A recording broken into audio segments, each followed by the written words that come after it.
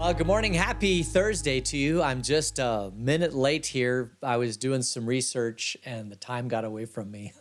Sorry about that. But I'm here now and thank you for joining me. Welcome to Thursday. It is the 24th of April. We have just a few more days left in April and then we're in May and then we're in the summertime. About this summer, we are. I am, how do I say this? I am moving towards trying to take some time off during the summer. It's been 20 years going nonstop. What I'd like to get to is a position where I take off, actually, I'd like to get to the point where I take off the whole month of June. I got this from Glenn Elliott, who was the senior pastor of Pantano Christian Church, and he would take off the full month of June, kind of refresh his batteries. And I've kind of felt for the last probably couple years since COVID kind of got over, and my father died, that I just really need to take some time off. I do go walking in the morning, and that is kind of recharges me for the day. But I feel like I don't get enough time to just kind of totally relax. And so that's the plan. So when we get to June, it's quite possible that I might be gone for a bit of time. So just be aware of that, kind of plan for that. If you'd like to go on vacation, go in June. It might be a good time. We've thought about driving up to Chicago. We have... I have, Chicago, Minneapolis are separated by a 6-hour drive. And three of our four kids are in Chicago, Minneapolis. We have another one that's the oddball that's in Dallas. So we could drive up to Dallas and then drive up to Minneapolis, or we could take the train or we could fly. We haven't quite decided yet. We're still trying to make arrangements for taking care of the people and animals here that we would leave. So anyway, that's kind of where we are. I'm just looking, that's what the plan is. All right, so let's go to a birthday. We have a birthday. What is today? Today is the 24th. Yeah, tomorrow, we're not meeting tomorrow, but I've got a birthday tomorrow. May Klein, who served dinner last night. Thank you, May, for that. And may have a birthday. May have a wonderful birthday. All right. Is that about it? Yeah, I think so. All right, let's get into our study. We are in Mark chapter 11. And Jesus has entered in Jerusalem. He's overturned the tables. And now they're plotting to kill him. And they're trying to figure out, it's not easy to kill someone. I've never killed anybody. So this is, but you watch the crime shows and they want to kill Jesus because they don't like him. He represents a threat to what they do in Jerusalem. And there's a lot of people surrounding him. So killing Jesus is not the easiest thing in the world to do. If they just outright kill him, you might have a mob. If you convict him of a crime, you have to be able to convict him of a crime. It's just not that easy, I would imagine. And so now they're kind of following him along, and they're waiting to trip him up to see what they can do to kind of get him. This is what they do to politicians, right? They follow them along with recorders. And as soon as a politician says anything, they jump on them. Maybe we can get the people to turn on him. Maybe it's this one thing that we can get the people to turn. The problem is that, the problem is in politicians, 50% of the people like the politician, 45% of the people like the politician, 45% of the people don't like the politician. So it's really, really hard. It's a very, very fine, delicate line to destroy a politician. Sometimes it's possible, but often it's not. So they're after Jesus. They're following him around with their tape recorders, waiting to see how they can trip him up. And that's where we're going to pick up the story in Mark chapter 11, beginning at verse 27. They arrived again in Jerusalem, and while Jesus was walking in the temple courts, the chief priests, the teachers of the law, and the elders came to him. By what authority are you doing these things? They asked. And who gave you authority to do this? Now, this is always what happens whenever you have somebody disrupting the status quo. It always comes down to authority. And actually, this is a big deal. Like, this is the biggest deal.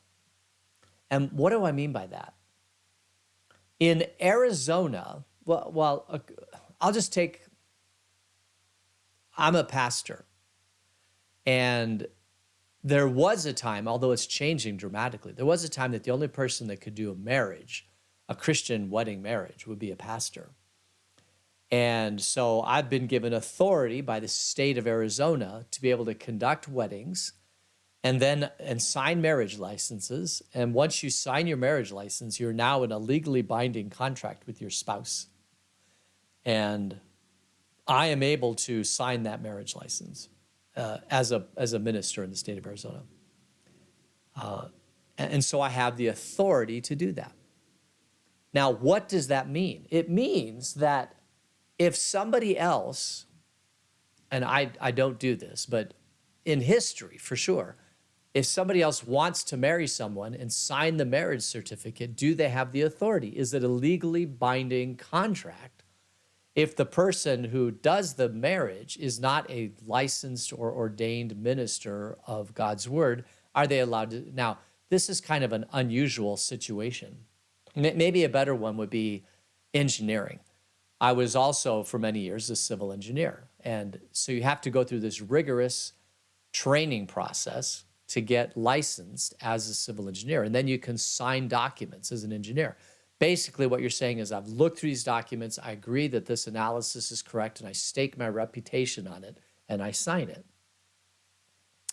And so a client wants to see that signature by a licensed professional. And we, as society, we like this stuff because we don't want flukes to sign things that could put us in danger. But there's a downside to this. And the downside is that if the only people that can do this work and sign off on this work are people who've got this licensing, and if that licensing costs, well, let's take doctors, right? I mean, how much does it cost to become a doctor today? $1 million? And if you have to go through this whole entire licensing process, and at the end you get licensed and now you can practice medicine, you want to protect that license as much as possible, because you don't want someone else who's not a doctor kind of prescribing medication or making diagnoses or whatever. And so the AMA, the American Medical Association, or the State Board of Technical Registrations for engineers, or the Lutheran Church Missouri Synod for pastors. I mean, all these different organizations that protect the licensing and the authority, they exist to make sure, well, on the one hand, they exist to make sure that, everything's done proper order. But in many, many instances, these organizations exist to protect the people in the organization. And so they fight very vigorously to protect, and the cost continues to rise and rise. So, for example, in civil engineering, you can't have somebody who's not a licensed engineer do what I consider to be high school math. I mean, I know everybody, engineering is a tough profession, and it's hard to get an engineering degree. But ultimately, when it all comes down to it, at least in my profession, it was high school math. That was it. I took a bunch of college math, differential equations, linear algebra and all that sort of thing. But I never used it in my field. There is no, and I would imagine that most people, now that you have computers, most people don't use any of that stuff in their field. You just plug in numbers into a computer. Basically, we've made engineering pretty much robotic for the last 20 years. There's not a whole lot of stuff that's really, really challenging in any field of engineering anymore because it's all robots. We've been assisted by computer-aided design and computer-aided analysis of all the things. And I would imagine probably most fields have been that way. Maybe even the field of medicine. I mean, basically in medicine, you do a diagnosis, you do a diagnosis, and then at some point, this is the official treatment for that diagnosis. And you probably can't even violate that treatment, right? This is what you do. And if the patient's like, I don't want to do that, is there anything else I can do? The doctor might say, nope, that's what you got to do. That's the only thing that Medicare, Medicaid will pay for is this treatment. So that's it. My dad went through this when he had cancer. He wanted to do some alternative treatments. It's like, yep, you can do it, but Medicare's not going to pay for it. And what happens over time, is that the cost of everything rises because we will only allow certain people to do the engineering, right? And there's only a few engineers because you make it so difficult that people can't get into the field. I mean, it's just part of the cost of doing things in the United States today is this protection that we put around people called licensing. And it'll be interesting to see. There was a proposal a number of years ago in Arizona to get rid of all the licensing for people like civil engineers, mechanical engineers, and all that sort of thing. And it didn't go very far because, of course, Arizona Board of Technical Registration, all the engineers got together and fought it. But just think of what could happen if more people could get into the field. If you could lower the bar, if truly everything's automated, then why do I need to have this huge degree to practice engineering? It's much better to get the practical experience to work through it. Same thing with a pastor. A pastor has to have all this licensing, but really when it comes down to it, it's interacting and leading and all those sort of things that the seminary education does absolutely nothing for. I mean, sorry, it doesn't. The best way to create a pastor is to put somebody in that position and have them be a pastor for 5 years, 10 years. Then they're a pastor. The licensing that comes from seminary education is nice, but it's not necessary. And so one of the problems that I see with our particular church denomination is that we have such a high standard to get somebody as a pastor. We've tried for years to try to reduce the educational requirements. Most of the church bodies, the mainstream church bodies still require what they call a Master of Divinity. But most of the other Christian church bodies, all they require is a biblical degree from a college, and you can become a pastor. And what that does is it allows more pastors, and so those church bodies grow faster.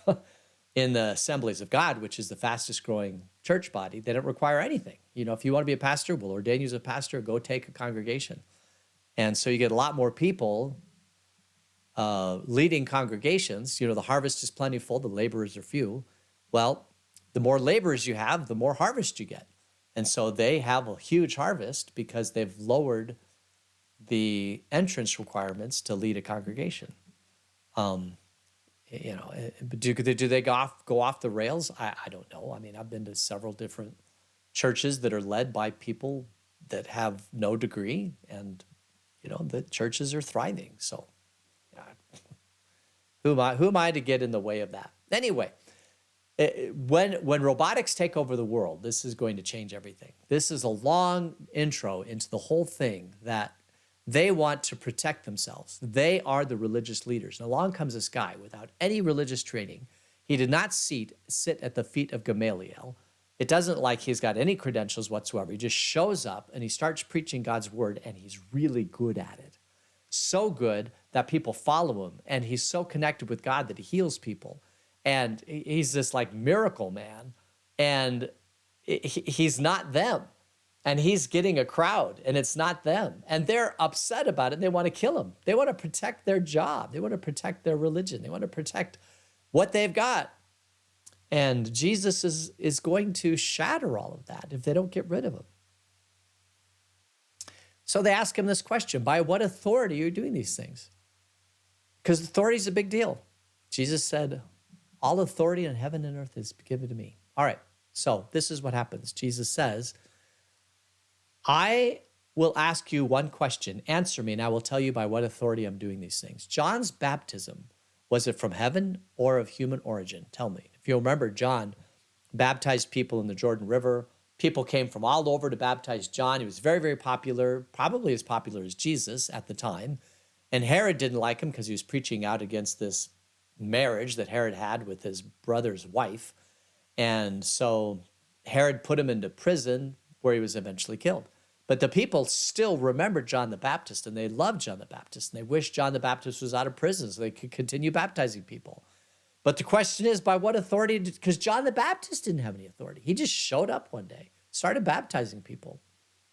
He was not killed because by the religious authorities because he didn't take the fight to the religious authorities. He just was out in the wilderness baptizing people. That's all he was doing. This innocent guy baptizing people, and people flocked to him because as he baptized them, it was for forgiveness of sins, right? And people wanted their sins forgiven because the religious authorities in Jerusalem made it so complicated to have the sins forgiven in the temple. You know, so they went out into they went to Mexico, and got their teeth done. This is what they did.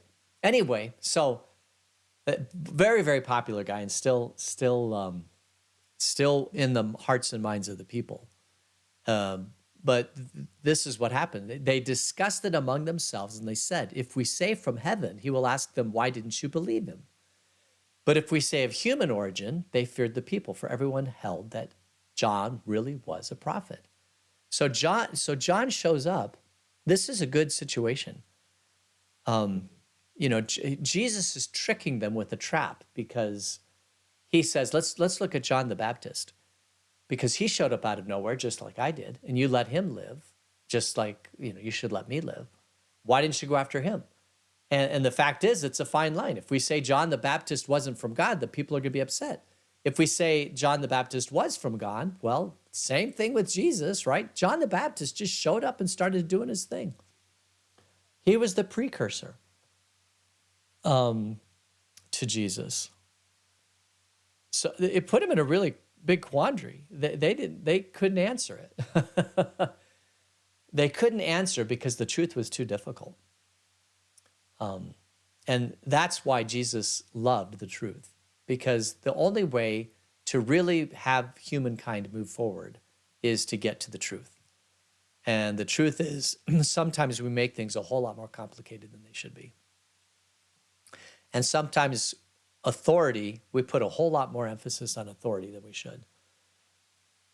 I kind of, in one way, I agree with the state of Arizona that we could have eliminated a lot of the licensing registration. It would have brought the cost of a lot of things down dramatically. And it wouldn't have sacrificed at all the safety of anything. Because on the one hand, the people that hire these people are going to try to make sure that they know what they're doing. So they're going to have some confidence in that.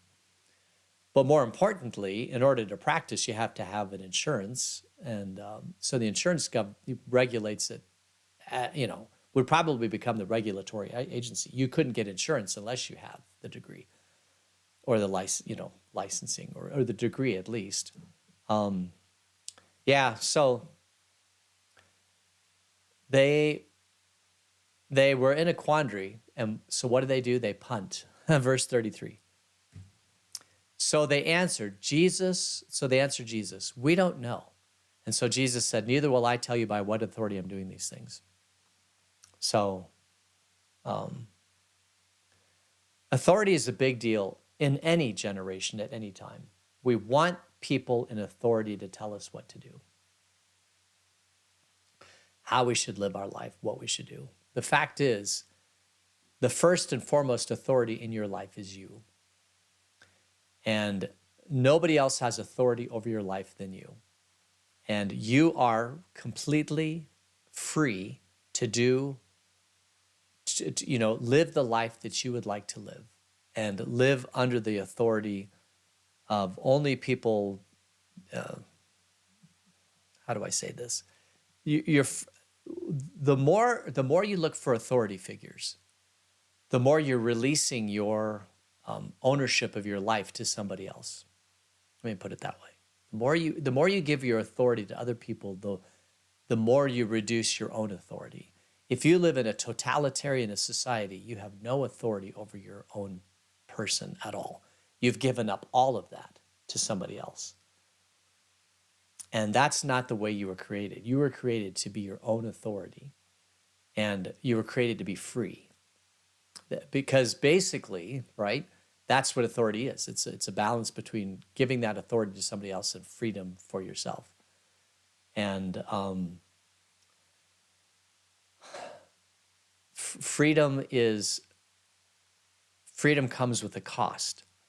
And the cost of freedom is that you have to have you personally, you have to take responsibility for your own life. You can't once you give that authority to somebody else, now you have to do what they tell you to do. And so you're no longer free. But if you're going to take that freedom, you have to be responsible for your own life. You have to live in a way that promotes equitable behavior in your society. And so you have to have a moral code that everybody agrees to. And in Western culture, that is the Ten Commandments. That's the authority that we all kind of live under, whether or not we recognize it or not. That is the authority. And if we all live just simply under the Ten Commandments, we can have all the freedom we want. We can live together in peace and harmony because we've all agreed to the authority of the Ten Commandments. This is super philosophical. I apologize for this, but it's important because you have to have a moral code by which we all agree to that we live under. And that once you do that, then you have maximum authority in everything else. You can do whatever else you want to do as long as you follow these 10 commandments. And God says, this is the way he created us. This is your happiest way to live, is to simply all agree to live under these 10 commandments, and then you have maximum authority everywhere else. You don't even need a king because the 10 commandments bind you together as a society, not a king. And the people of Israel wanted a king. And God's like, you realize what happens when you get a king. You're going to have to be subservient to the king. You're going to have to give your sons and daughters to the king. You're going to have to give your money to the king. All this stuff you're going to have because the people of Israel wanted to take authority away from themselves and give it to the king because that's what everybody else around them was doing. And that is not a great way to live your life because now you are, in some ways, releasing some of your own authority and giving it to the king.